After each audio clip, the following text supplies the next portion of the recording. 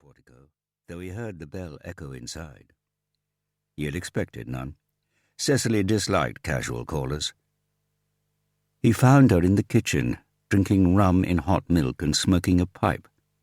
She had left her Wellingtons at the door and wore hand-knitted woolen socks with holes in the toes, a pleated tweed skirt, and a sweater with a Fair Isle pattern, which George supposed had been knitted by Vanessa. Vanessa had been her friend and companion since they had met as girls during the war. Vanessa had stuck by Cecily through her 2 divorces and her drinking. It was Vanessa who brought a semblance of order to the house.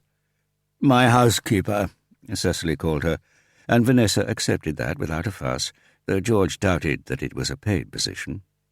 "Rum, George," Cecily said. "You need something to keep out the cold. It might be March, but it's bloody freezing." "No, thank you, Cecily," George said politely. "Coffee will be fine." "Oh, well," she said, "suit yourself." Then, with the sergeant major's roar, "Nessie, come and make George a coffee." There was a pause, and she added, "There's a dear." She was 70, but fit and formidable. Very tall, very thin, and still working, as she made clear to everyone she met. She might have left the university, but there was no retirement for her, no sliding quietly into her grave while the bastards fucked up the planet. She'd been a delegate at the Rio Summit meeting, and she was still collating data for her work on bird migration and environmental damage. One room with the Dukas had been made reliably waterproof, and there she kept her computer. She had never learned to use it, but employed a 6th former, the son of one of her farm labourers, to come in every Sunday to work the magic. The figures which spilled from the printer she knew how to use, and she still produced papers which made the scientific world take notice. The latest was on the decrease of bird migrants from sub-Saharan Africa. "I'll have to go out again in a minute," she said. "I'm working a constant effort ringing site for the BTO. You've got to show willing, haven't you?" She raised her voice and shouted again, "Come on, Nessie, we haven't got all day." "Perhaps I could put the kettle on," George said, "while you tell me what this is all about."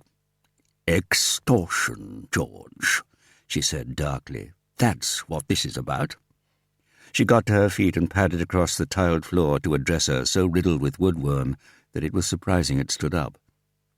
From a china toast rack she took a letter, still in its envelope, and set it on the table before him.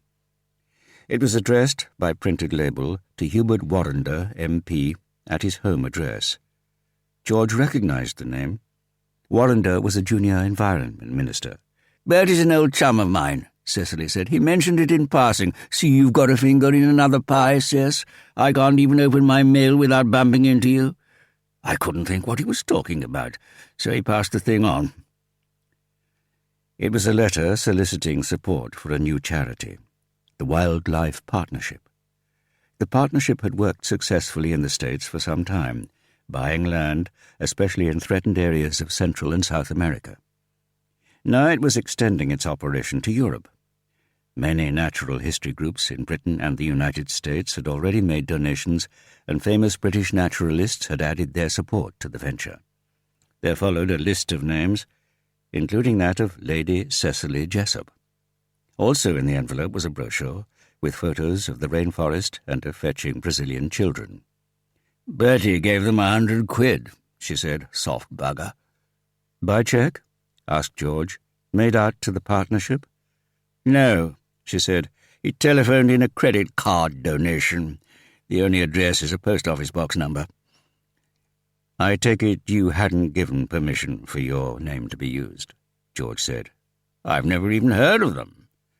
"Are you sure there wasn't a letter asking perhaps for you to get in touch with them if you had any objection?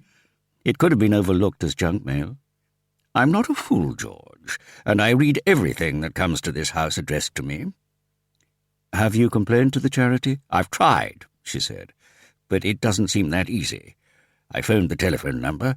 It's answered by some inarticulate youth who only seems programmed to accept donations. I asked to speak to his employer, but I was told he was on his own in the office. When I asked where the office was, I was told he wasn't at liberty to say." She mimicked a West Country accent. "I'm sorry, madam, but we haven't got the facility to welcome personal callers," and then continued,